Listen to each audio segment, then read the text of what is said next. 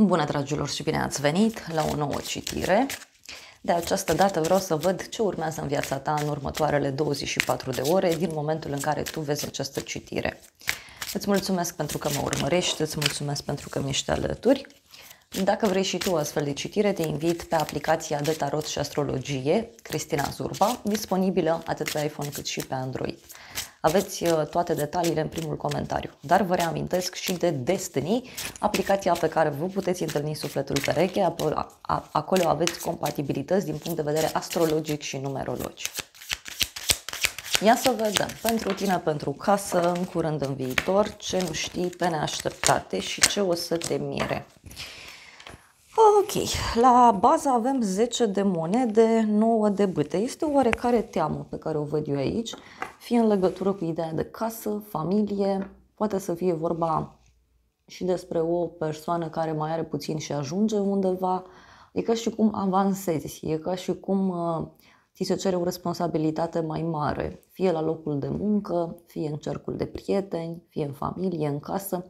Dar văd aici și ceva ce se apropie de final în legătură cu casa ta. Poate să fie ceva ce vrei să faci pentru sufletul tău. Pentru alții, simt aici că e o perioadă în care e ca și cum sunteți înconjurați de foarte mulți oameni. Pentru tine avem Regina de Spade. Deci o conexiune cu o zodie de aer, Gemeni, Balanță, Vărsător. Pentru tine văd aici o perioadă în care e posibil să fii mult mai rațională din fire, mai ales dacă ești femeie. Pentru bărbați, posibil să aveți legătură cu o femeie mai rece, o femeie mai detașată, este o femeie care știe foarte bine ce își dorește, poate să fie o femeie care a trecut prin multă suferință în viața aceasta, doar că, repet, eu simt aici energia unei persoane care e foarte idealistă din fire. Poate să fie o femeie mai rece, așa cum am spus. Dar ce mai văd eu este o perioadă de claritate pentru tine. Hai să vedem despre ce este vorba cu Regina de Spade. E o perioadă în care, uite, parcă te pregătești aici, nu știu, de un eveniment, de o petrecere. Poate să fie aici și o perioadă în care te bucuri de tot ceea ce ai, însă ce mai văd aici e o falsitate. Da? E o falsitate, e o persoană mai vicleană, iarăși. Mai vreau o carte. Avem ursul. E un moment în care, uite, tu vrei să iei lucrurile încet și sigur. Ce mai văd aici e un personaj cu foarte multă putere care te-ar putea ajuta într-o situație anume. Cheia, pasărea și ancora. Pentru casa ta avem Cavalerul de Spade. O veste fulger care apare, poate să fie un fel de ceartă, poate să fie pentru unii și o veste fulger, dar pentru alții simt aici că pentru casa ta poate să fie vorba despre cineva care vine foarte rapid către tine. Poate să fie un personaj mai ascuțit la limbă, poate să fie vorba despre o persoană mai dură, mai rece.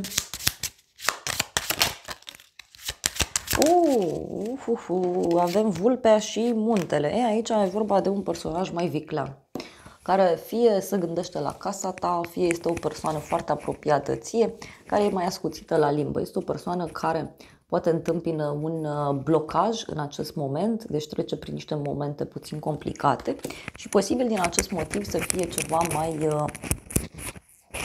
irascibil, ceva mai dur.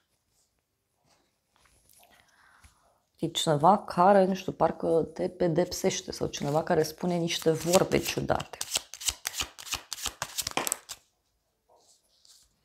Avem sfârșitul și ancora. Deci pentru casa ta eu văd aici o hotărâre foarte mare.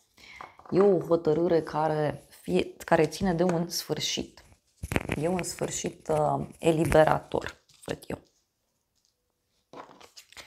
În curând, 5 de cupe. Aici în curând cineva are niște probleme. Are o problemă în suflet, cineva regretă ceva anume, e un personaj care se uită foarte mult spre trecut, este vorba despre cineva care nu acceptă o situație anume.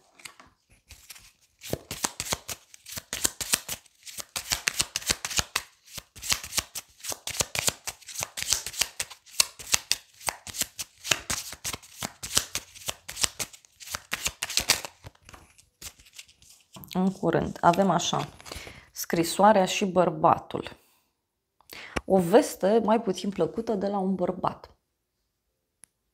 Poate omul ăsta are o problemă pe suflet sau poate are o problemă financiară, o problemă legală. Da? Deci bărbatul ăsta îți dă o veste cu părere de rău. Cineva e supărat aici. Văd.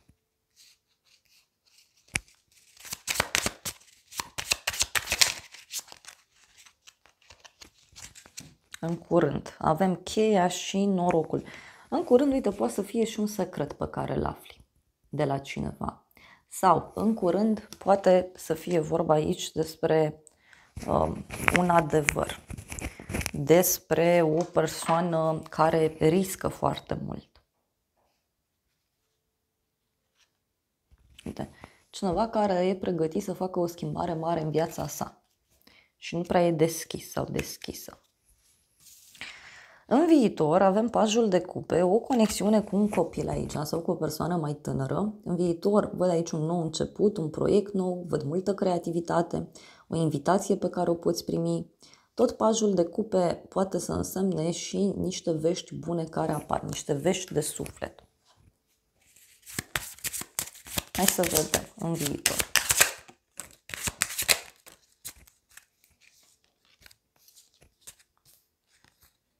Avem bărbatul și peștii. Deci, uite, aici avem un bărbat cu părul brunet sau mai închis la culoare, care, uite, îți poate da o veste care ține de bani. O veste care ține de încredere. E o veste extraordinar de bună de la acest om care vine și, repet, are legătură cu ceva nou. Fie e vorba de o nouă etapă într-o relație, fie este vorba despre un proiect nou, fie este vorba despre foarte multă liniște. Și uite, avem aici femeia, crucea, șarpele și norii. Deci e vorba de un conflict pe care omul ăsta îl are, dar care se soluționează într-un mod pozitiv.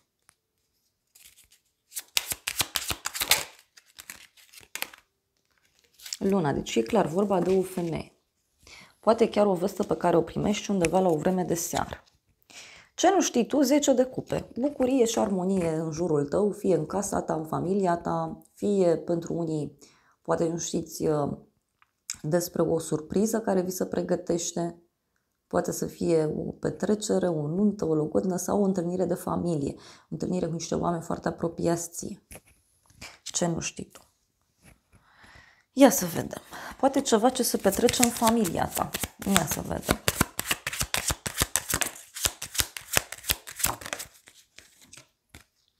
Șarpele și șoaricii, iau, da. Aici o familie, cineva din jurul tău are niște probleme legate de bani, legate de un inamic, legate de o situație complicată.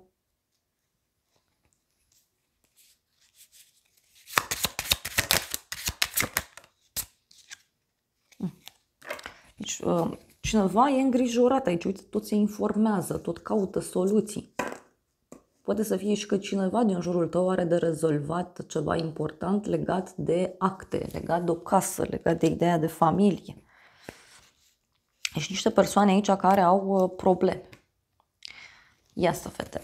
Ce nu știi tu? Ceva legat de un drum. Avem drumul și bucuria neașteptată. Poate e cineva care se îngrijorează în legătură cu un drum pe care să-l facă, știu eu, către tine.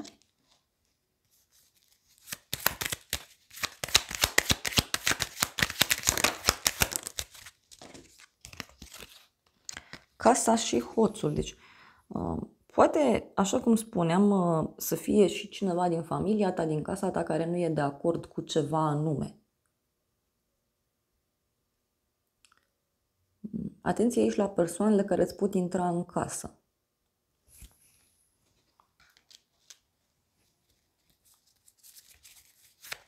Mai vreau o carte. Uite, niște minciuni care sunt ascunse. Niște minciuni, o falsitate, da? O persoană falsă, o persoană care minte. Și avem văduvul. Deci cineva care are niște regrete. E un personaj care regretă, nu știu, niște minciuni, ceva ce a făcut.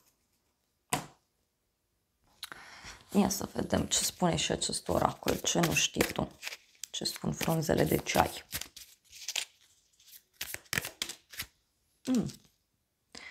Avem un pod, o problemă care se rezolvă într-un mod pozitiv. Deci cineva care dă la pace, cineva care găsește o soluție.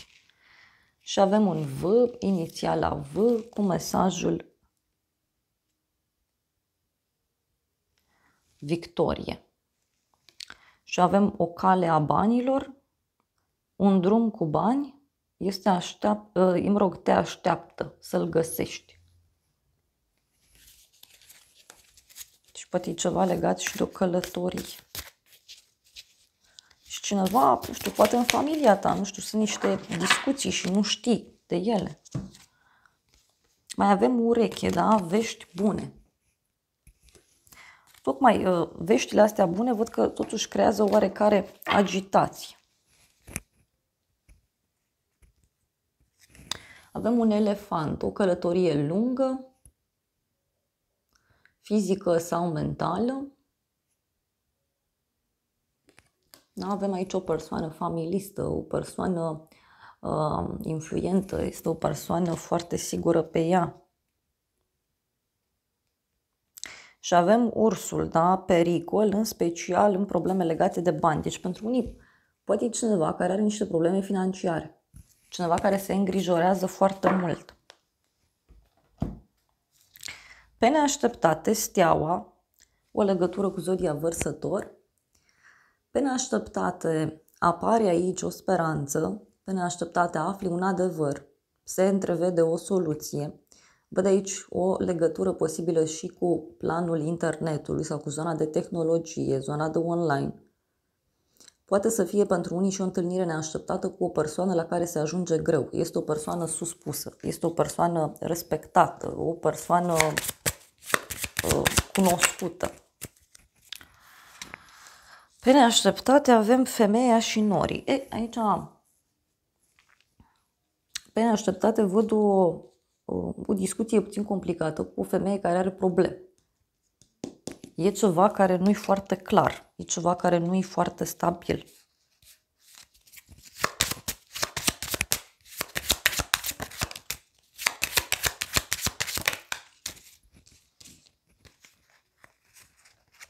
Avem buchetul, casa și biciul. Și cineva, uite, care are niște probleme aici în casă, în familie, are probleme la muncă. Poate să fie și o persoană care îți oferă un cadou.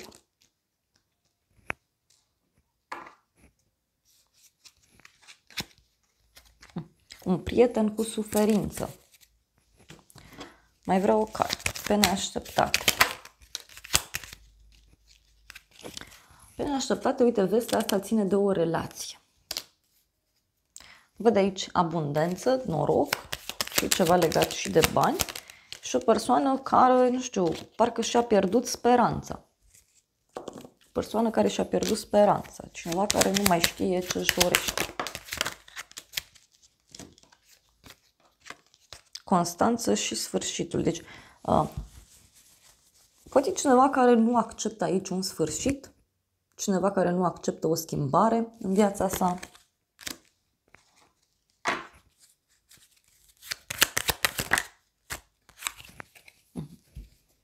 Deci e cineva care fie crede că are un inamic, fie este o persoană mai invidioasă din fire. Hai să vedem ce zice acest oracol. Și cu femeia asta. Și avem așa. Lucruri materiale, da? Avem bolul.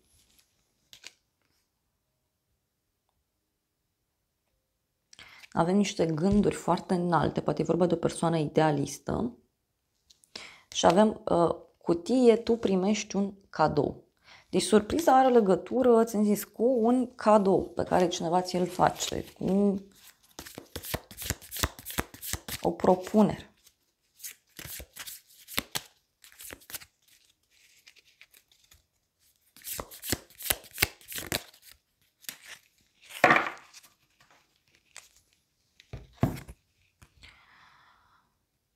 Și avem, fii atent la munca ta. Deci poate e cineva care are probleme, așa cum am zis, la muncă. Ce o să te mire? Turnul. Aoleu, ceva ce se destabilizează. O rupere bruscă, o despărțire bruscă, un eveniment neprevăzut, o eliberare bruscă, niște măști care cad deodată așa jos de pe față. Ce o să te mire? Un adevăr. Da. Avem un adevăr, un prieten și crucea. Deci suferința, da, pe care cineva ți-o spune. Cineva îți spune despre suferința sa. Poate ce o să te mire ține poate și de o suferință a ta care se finalizează. Da? Cineva care e la răscruce de drumuri, cineva care nu știe pe unde să o apuce, nu știe ce să facă. Are legătură cu ideea de relație. Surpriza. Deci turnul ăsta are legătură cu o relație. Uite, văd aici un bărbat gânditor, un bărbat cu părul mai deschis la culoare și o femeie. Și dacă ești femeie, poate surpriza vine de la acest bărbat. Că îți spune ceva, își declară sentimentele, își declară intențiile. Și avem copilul și dragostea. Surpriza are legătură cu o nouă iubire. O nouă persoană.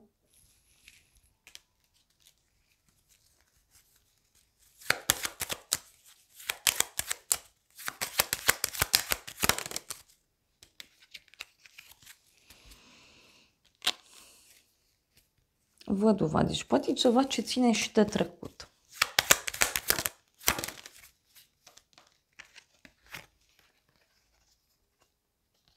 Ofițerul și cearta. Deci o decizie oficială sau o problemă la nivel oficial, nu știu, șeful, șefa. Dar e cineva cu uniformă, e cineva care știe foarte bine ce își dorește.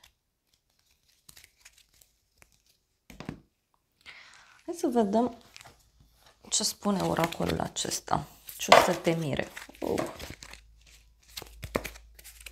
Ce o să te mire? Dar ce-i cu turnul ăsta? Despre ce vorbește turnul? Turnul, wow, a venit clarificat cu succes și fericire. Poate niște măști care cad jos pe față, o discuție trăsnet, un gest pe care cineva îl face. Iar la bază avem, nu știu, și ceva legat de partea de sănătate. Să vedem ce o să te mire.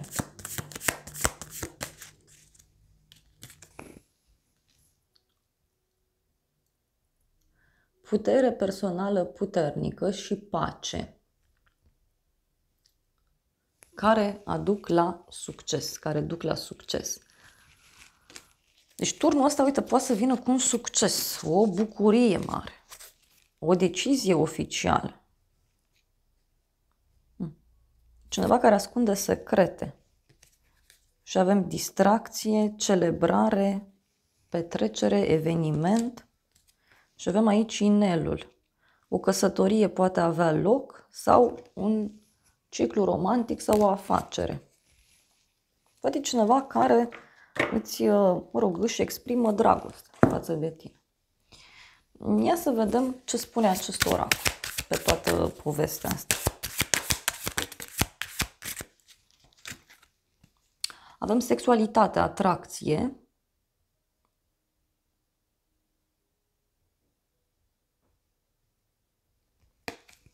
Da? Cineva se simte atras de tine și îți poate mărturisi asta. Dar mai avem așa, altcineva. Există altcineva în mijloc. Cineva încearcă să saboteze asta. Și avem divorț, experiență, separare. Da? Deci poate să fie și faptul că ceva se rezolvă.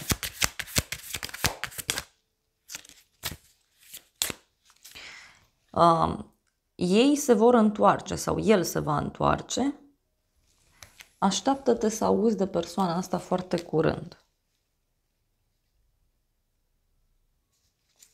cineva care, nu știu, poate a fost împreună cu tine, da, și care are grijă de tine.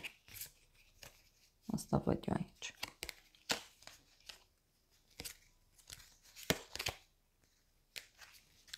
Mai vreau o carte. Ce-i cu turnul? Ce o să te mire? Deschideți inima.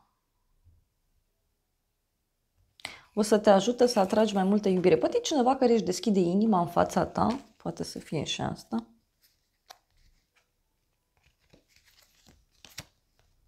Din nou avem ideea de protecție, ideea de gardian.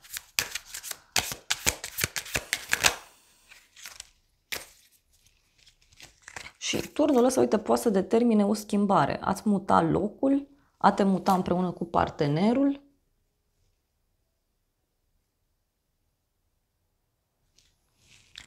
Și avem ceva legat de bani, da?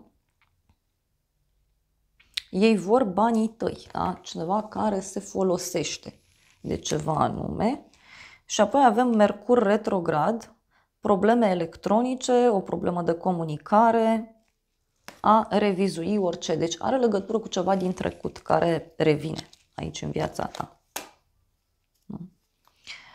Bun, dragilor, acestea au fost previziunile de această dată. Eu vă mulțumesc pentru prezență, vă îmbrățișez cu drag, sper din suflet să vă fie de folos informațiile și să ne revedem cu bine și data viitoare. Eu vă doresc să aveți parte de o zi sau de o seară cât mai frumoasă.